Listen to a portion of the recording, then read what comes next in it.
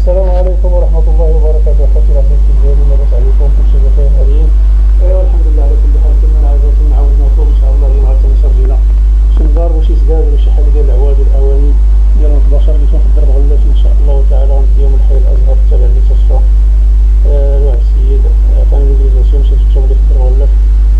بدات السوق ديال الدرب غلات، دازت لي باصيات. ان شاء الله غادي نوصلوا من الحي الأزهر تابع للحي المستشفى. نتمنوا لكم تدعيو علينا بالسلامة، بعدا بالسلامة للجميع. دعيو معنا بالتوفيق في هذا الميدان هذا اللي كنربطو، ودعمونا بواحد اللايك والمشاركة في القناة، واحد التعليق باش تحفزونا نجتهدوا في هذا العمل النبيل. ونتمنى كل واحد ان شاء الله يسر عليه والله ييسر الامور للجميع.